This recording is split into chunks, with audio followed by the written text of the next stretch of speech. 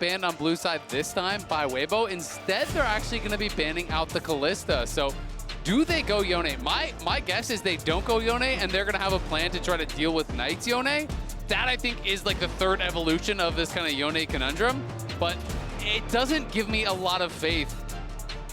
I was going to say, I think it's the fact that they banned the Kalista instead is, hey, look, we just don't want to take the Kalista so we can actually go for a bit more of an even lane matchup.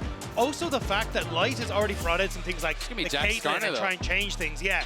But I think that's where it's like, hey, let's just try and go back to bodying bot lane, because that was the thing that was successful for them in LPL. But as you say, they're going up against what has been a pretty nice combo for BLG. It's a really strong combo, and I don't see why Knight just doesn't go Smolder on 3.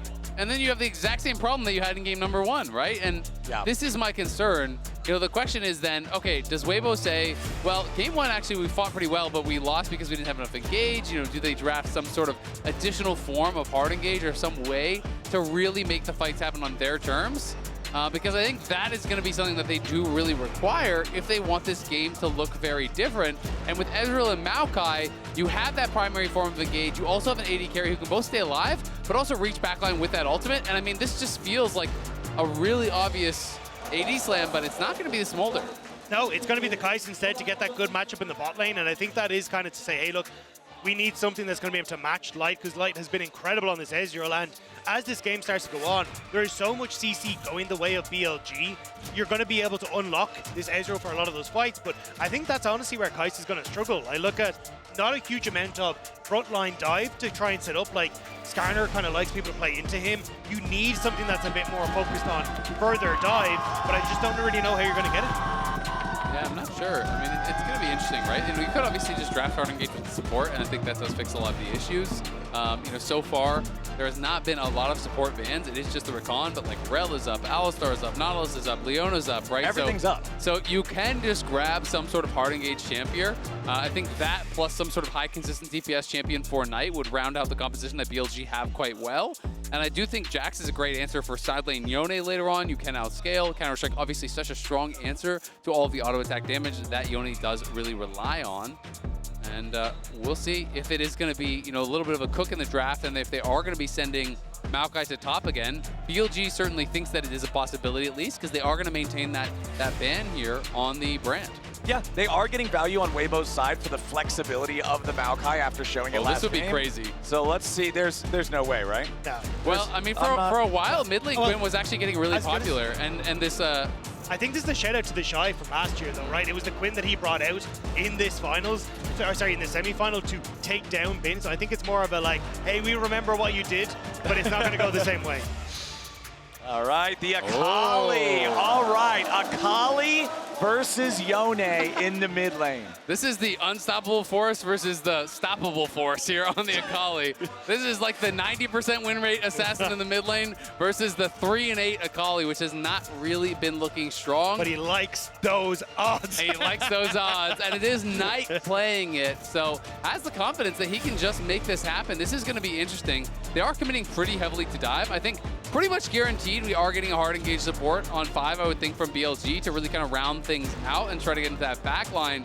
But with the buy coming through, it's going to be a nightmare game, you have to feel like, for both Akali and for Kaisa potentially. I mean, if you get that lockdown, you have so much follow-up AoE that can hit Akali in the Shroud and also potentially be able to actually lock them down pretty hard. Also, who's Akali really assassinating this game? It's so difficult to lock down an Ezreal. I said it with the Ezreal. Yone is going to match you and be relatively beefy in himself, and everyone else has got their own kind of tank stats. So it becomes very difficult to really play for this Akali, but this could be an interesting one.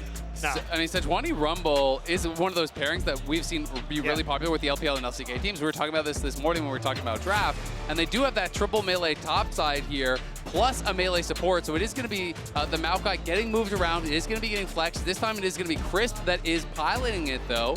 So, you know, there are a lot of pairings here for Tarzan to look to try to attack really any lane where he sees an opportunity.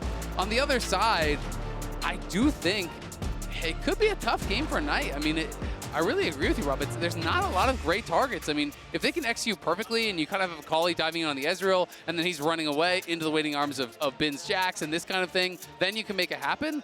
but there's no super easy front to back. It's got to be everyone coordinating, getting the plasma stacks in. Like, it's so tough. You've already lost twice on red side, so now you have to get a win on blue and then swap over to the red side and try and figure out how the hell to deal with this, like Yone, how to deal with so many of the picks that you've had the luxury of banning away on the blue side. This is also pretty interesting. So Light has elected to go teleport. All of the BLG players were like pinging that. It felt like when it's coming in, people were kind of pinging over on that. So it is going to be heal on Crisp. It's TP on Light, which is really strong for that 2v2 as long as it's not an all-in play, because it can really allow you to dominate tempo, get a quick early base, and be able to kind of take over in that position from there. And we're talking a lot about this Akali, whether or not it's going to be able to succeed. Reminder, this is our featured matchup presented by Mercedes-Benz. Xiaohu versus Knight. Game record 30-32, ever so slightly favoring Knight. Series record tied dead even 11-11 between these two. It is very even here, but the thing is, when you're a little kid and your dad beats you in the 1v1, you know, and then you grow up and you start dunking on them, that's kind of what Knight's been doing to Xiaohu lately. A 10-game winning streak, I feel like, really tells the tale of how things have gone this year. I mean, these are the two premier mid laners in the LPL. In the last 18 finals of the LPL, 16 of them have had either Xiaohu or Knight in them. They go toe-to-toe on LPL titles with 5 apiece, toe-to-toe on the record for most consecutive finals at 6 apiece. And it really feels like a world championship is what separates these two, apart from obviously the 2 extra MSI titles that Xiaohu has, but it really has been so favored at this world level for the LPL as to who takes that title of best mid laner. And we kind of have the Aussie rules lanes here, you know, the upside down lanes going on as the lane swap was matched. You know, traditionally people with the Alistar are trying to avoid that lane. We do have Tarzan up on the top side though, on an Elk still level 1. We'll see if they want to look for any sort of really aggressive play. But they are very healthy, so I think it would be pretty tough to pull off. Another Mystic Shot lands onto Elk there, though, so Crisp and Light trying to keep that pressure on. Level 2s have now been acquired, so BLG's duo should be plenty safe enough. Yeah. We've already talked about it a little bit, but just again, going to be keeping our eyes this entire game on Knight's Akali, on whether or not he can actually navigate these fights, because AoE is the thing that nullifies the normally very powerful Shroud that Akali has. Look at Shun, though. He's setting up for a dive on towards Breathe immediately on the bottom lane. All right, Breathe gonna get stunned up here for the counter strike.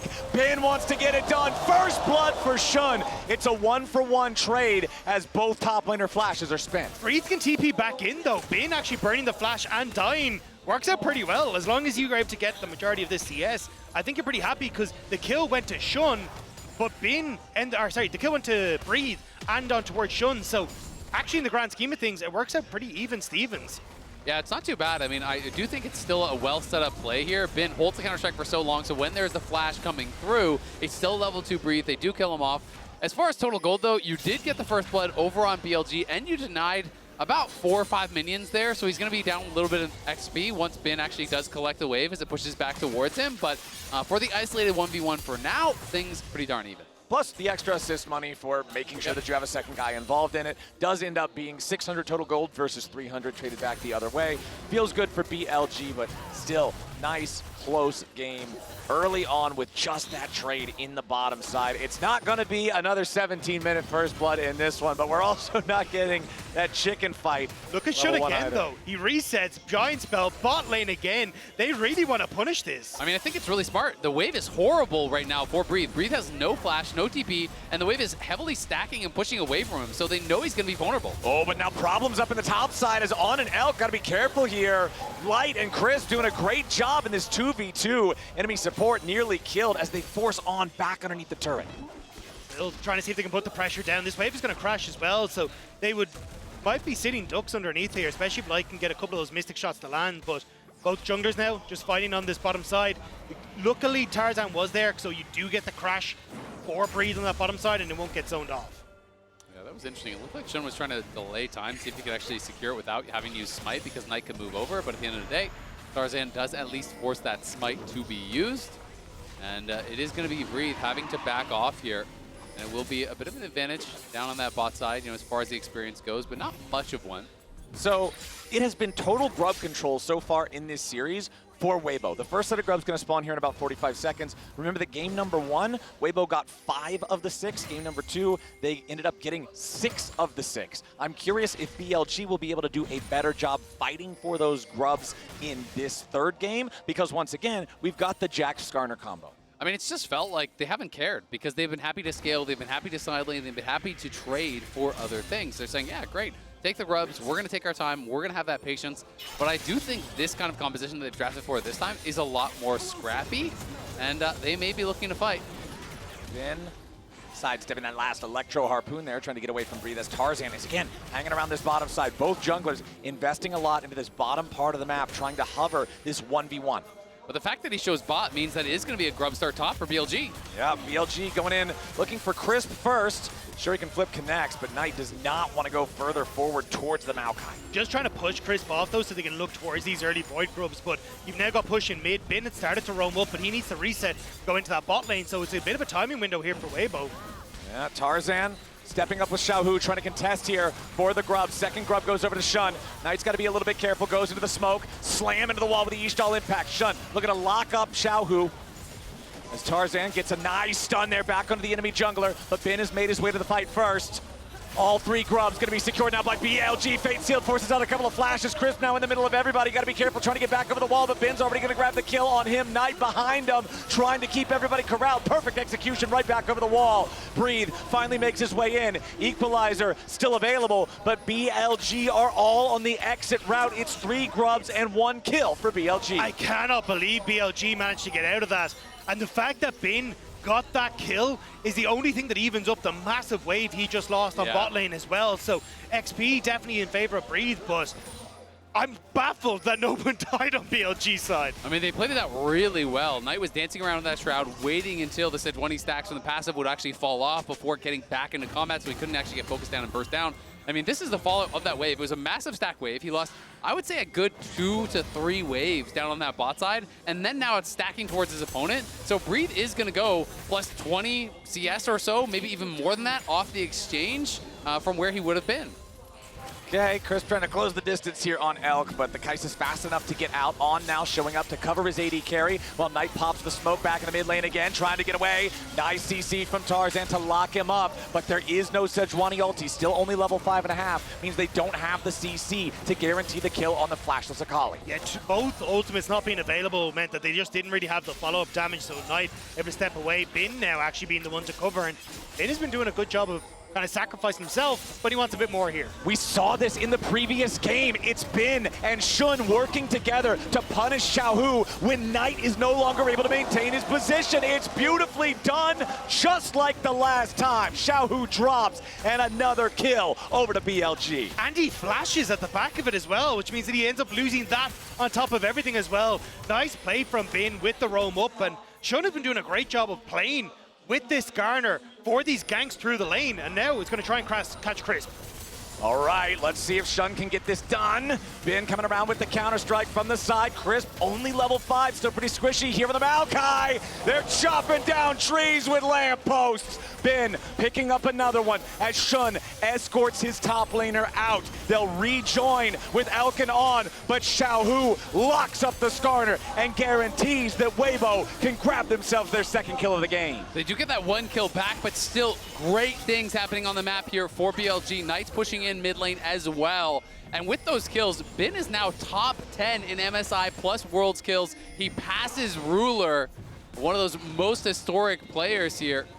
Bin, it's kind of like sneaky how long he's been playing. I tend to forget and think of him as one of those newer players, but he's been around for a while now, back to the Suning days. Yeah, I mean, where he got the first ever pentakill in the World Finals. The man has been setting records for a long old time, and I think he wants to stick around and keep setting them up, especially if Shun is going to keep setting him up like this as they look for this engage on towards Crisp. Yes, he gets the knockback, but the answer's there. Counter-strike, the whack down. And then it is a nice job from Light to land so many of these Mystic shots as they start to move back out. Having Xiaohu in the back pocket as well, having a little bit of extra move speed thanks to the boots, means he's able to take on the Scorpion. Yeah, the Fated Shield is nice, and then there's just no recourse for Shun. He can't flash out, he didn't have his E up yet, and if you use the W, you pull tower aggro. So even though you have the shield, so there's nothing he can do there, so he just turns around, accepts the death, make sure that there can't be any sort of chase down after that to put pressure on the rest of his team, but Things pretty even overall. It's just that top jungle advantage thus far for BLG. You know, Kobe was talking about how well he thought Shun had been doing on the desk, and again, he's turning in another strong performance, setting his team up for success. Well, we have 10 seconds until the second set of grubs spawns. This is the first time in the series that BLG has acquired more than one, and they got that entire first set. Just getting a single grub from this second group is going to enable him to have those Void Mites spawning, going to enable him to have that extra split pushing power with this Jax for Bin. But I don't think they will. I think they're just going to look for gold on Knight. Then we talked about this Akali really needs to get snowballing. She's already behind thanks to that kill that Xiaohu's able to pick up. So, hey, instead, we're just going to play on towards bot side, get the dragon stacking starting, and also look then for that extra gold on towards the Akali. Yeah, we'll see how much he's going to be able to get, because after they grab the dragon, Shun could even move down towards bot side if they do think that there is some sort of an angle, but it looks like they don't expect that there will be, and Breathe had it warded out either way. Yeah, I want to go back to your point you were making about Shun, though, because it's incredible to see how strong he's been for BLG after he was subbed out. Wasn't the intended starter, yeah. Exactly. It was Wei who came in. He came in halfway through summer and was like, no, this is the guy that we want to work with. He's going to add stability. We can just play through our 3 strong lanes. But coming into the Worlds, they were like, no, we want the guy who's able to come up with the creative plays, the guy who can play the Kindred, the guy who is piloting this Skarner so incredibly well here. And it's really made you forget about a bit of the rough start that BLG had, because they swapped in Shun, you know, after a couple of those losses, and he has been a guy that's bringing stability now, which is not really what you kind of associate with him. He was more that explosive player, you know, go dive bot, you know, go create these spicy plays, but he has been great for them on the Skarner. 2v2 could break out in full swing here on the top side. Xiaohu, though, snaps right on back with a soul unbound, so the scrap ends before it really begins. And Ben's happy enough with that, considering he's already down to about 1/3 HP. Tarzan gonna walk up, face check into that brush, not too afraid here on the Sejuani with the Arctic armor ready. Crisp also hanging around nearby. There's a lot of Weibo presence up here as this wave crashes into the turret, and Shun is making sure that Ben is not under real, meaningful threat as he farms it all up. Yeah, just going to be able to zone Weibo away from going for the dive, but still have to get turret plates for Xiaohu. And this Yone is actually starting to get into a really good spot now with the early kill and now some of these plates. And Xiaohu was very good in game number 1 on this pick, and he may have an opportunity to do it again as Knight wants to fish for Breathe. See if he can find him here. The Akali, a level down though, not quite at the point where Breathe is. Has not been able to have as much time here in the side lane, so Knight just thinks better of it, backs away. Yeah, I mean, especially with the steel cap boots, they're kind of thinking, hey, maybe we can look for the Akali up against Breathe, but we already said Breathe got a ton of that early CS and a big experience lead, so he's under a lot of threat going up against the Akali, who's still only just about to tick over to level 10. So at this stage, I think side lane gameplay is the way forward for Weibo. And it's so interesting because BLG, I generally think of as the masters of playing this sort of style, of playing through sides in the LPL. I think that they were the best to do it. And you're looking at a lot of these games, and it feels like they're asking Ben to group so much that he's being put behind constantly as far as farm. You know, you look at the top lane matchup, he's down 35 CS, 36 CS when he was coming into it with an early advantage because of that kill, because of the bouncing wave to him. And it's also funny because these are kind of the things you'd see in the game 1s from BLG. The ones that they would tend to lose was, hey, we're over-grouping, we're trying to force plays at early fights, but okay. Oh, Ben jumps in there, so close, slightly late on the flash follow for the Counter-Strike stun. Would have had the Kaisa to swing on by as well if he'd managed to connect to that. And that's what they were trying to set up, but Xiaohu just about able to get away thanks to that CC delaying the follow-up from Ben. Been trying to find that big play. Can't quite make it happen, but at least it is the trade of flashes, and Knight's gets grasp on bot side. Worth pointing out here, very big difference compared to games 1 and 2 with those turret plate counts now that we're after 14 minutes into the game. 23 plates in game number 1, 22 plates in game number 2. Far, far less, not even 10 this time around in the 3rd game. You can see with your MasterCard lane economy snapshot, the whole gold lead for BLG is on a Skarner, and that's not really where you want it to be. He's a big old meatball. And if you're going to say that, then you know it's really a TP problem. off the bot side, though. They want to try and look for the dive on Breathe. See if they can get it.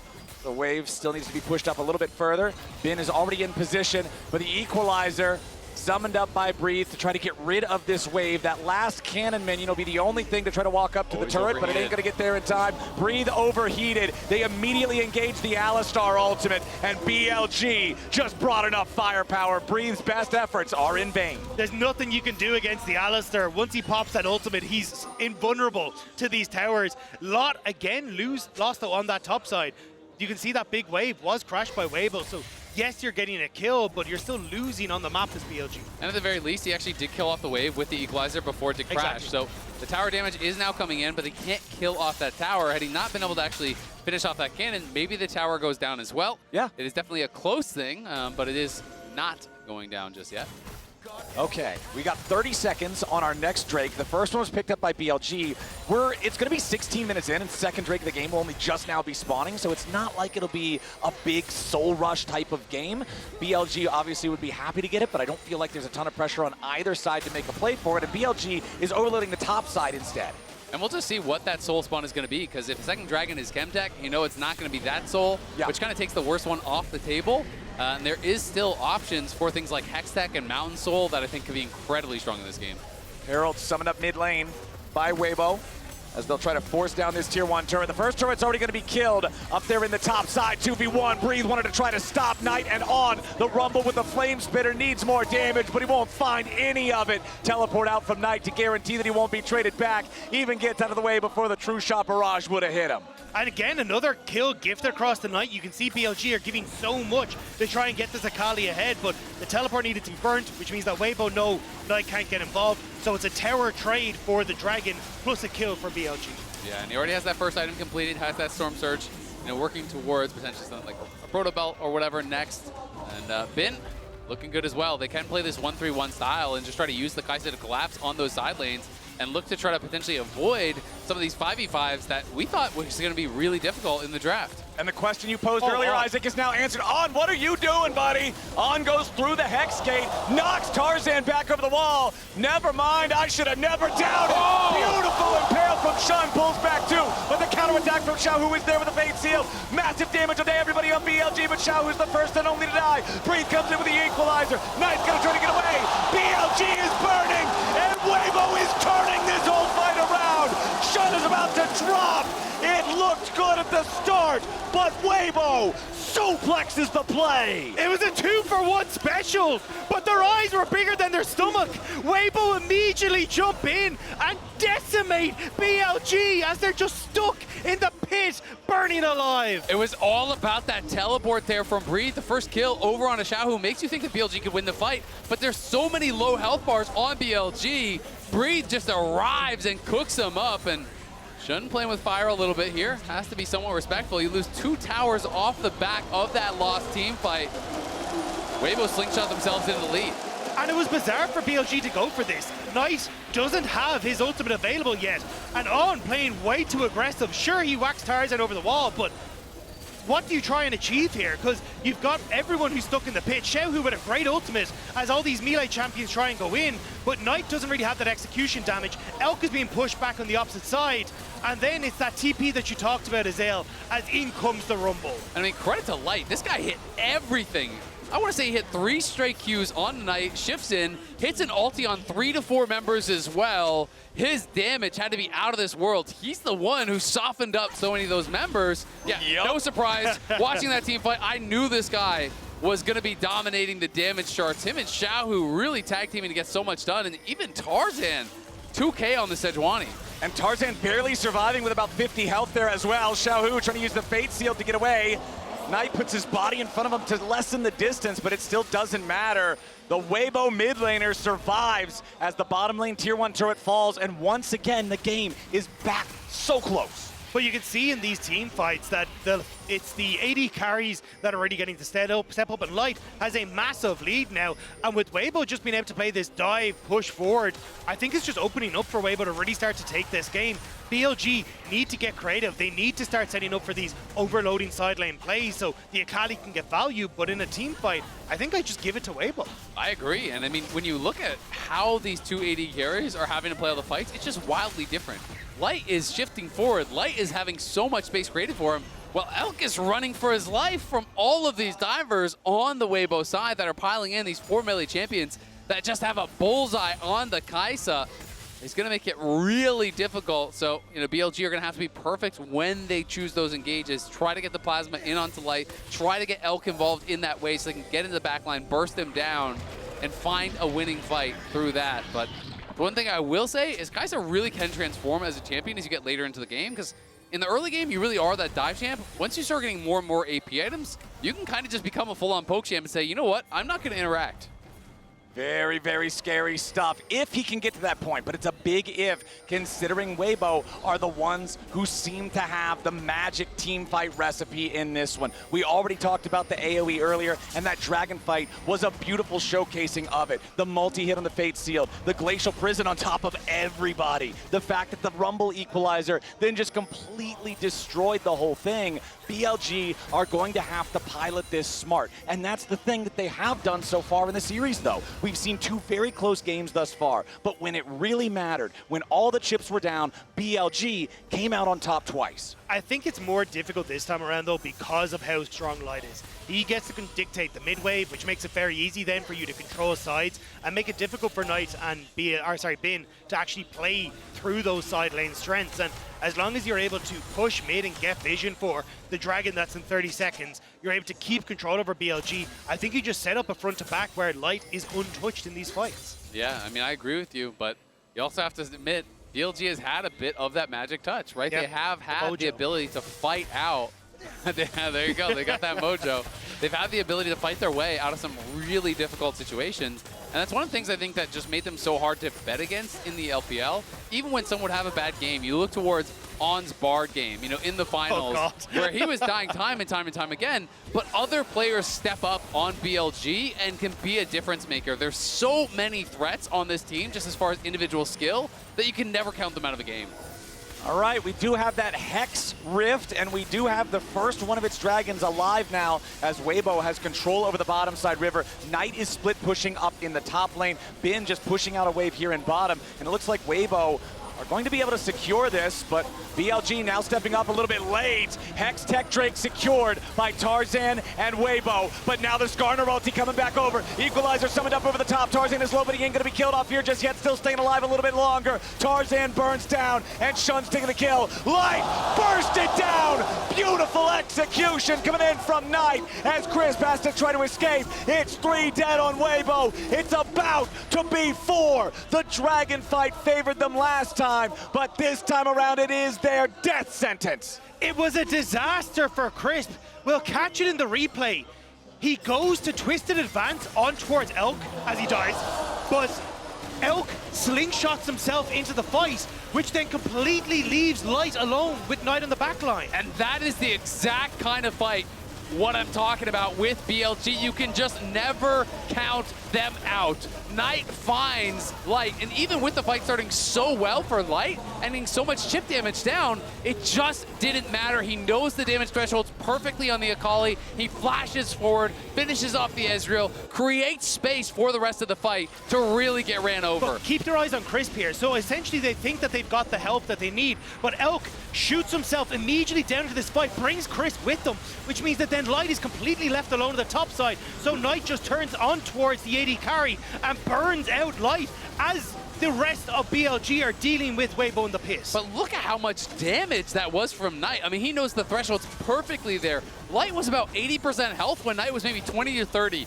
but he knows flash forward, Q auto, R2 ulti, plus the Storm Surge proc. It was precise damage. He needed this proc damage from the Storm Surge to kill him. He calculates it perfectly.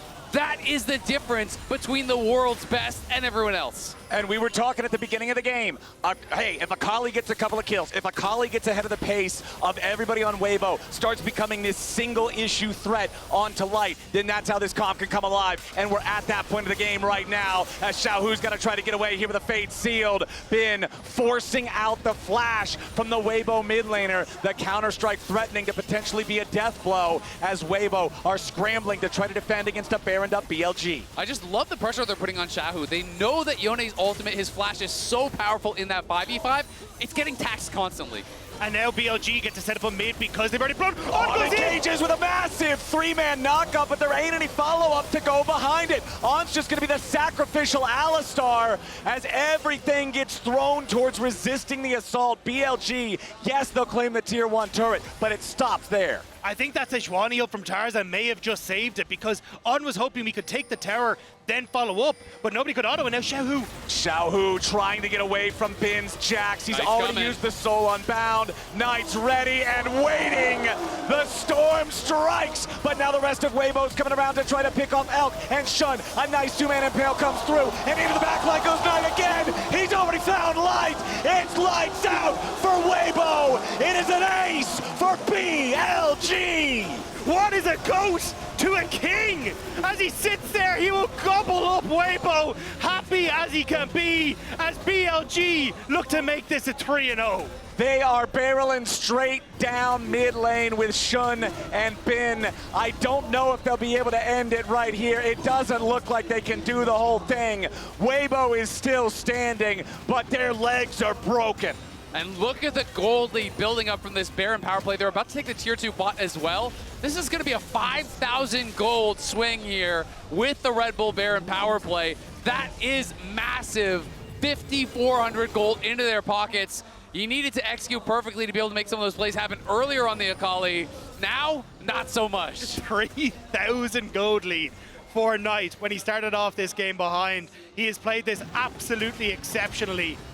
And we'll get to see it again. It's the whole top side of the map, right? And this is Xiaohu again. They have taxed his resources. No ult, no flash. Bin pushes in, knowing Knight is going to be able to come in and support. Yeah, and just able to get the immediate perfect execution through him, which means he's got the R2 to follow up. But Weibo are trying to aggress onto BLG as they move into this choke point, and Elk is just free firing the whole time. And look at how he plays that. Just so much confidence. Knows he's eventually going to go down, but makes sure to hit everything, including that W, to proc the Plasma onto the Rumble, kills him off. They win the fight, and the solo lane lead now is enormous. They know it. They are feeling that World Finals is one fight away. And it's smiles like that on Knight's face that remind me of his comm saying, look, watch me, I'm about to solo kill this guy. It is a man who loves this game, who brings it to the main stage, and is happy to show his stuff. Crisp in some trouble here. A shot goes in for the three-man Skarner ulti. No follow-up just yet from BLG. Knight coming around from the side. Crisp was about to be killed off here at the very start. Fate sealed,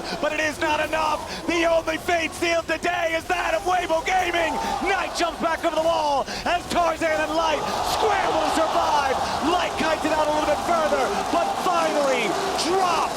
The best team in the LPL shows their worth yet again. They will crush 2023's demons, and they will earn a ticket to the World Finals in London. BLG is going all the way. The super team BLG have looked for years is standing on that stage right now. They right the wrongs of 2023, and they will go forward to the World Finals. Knight leaves no doubt about who is the best mid laner on this stage today. 8-0-7, the final game on the Akali. They have the confidence to lock it. They have the support behind him, and he shows why they do. BLG with a clean sweep over Weibo to earn their spot in finals. Desk, break it down. We're just going to share in your hype for a little bit and not just get into breaking it down, because you guys set it up so perfectly about this journey for BLG, about bringing the World Championship back for the LPL. Here we're also, of course, in Paris. FPX grabbed it in 2019. They get this to be their jump-off point into that final, as it is Weibo that have to go home after a valiant effort, but maybe just not the stronger team today. Yeah, and I think this went according to what we saw from these teams in the LPL. I think more people should be looking at Breathe. He had a great tournament, and again,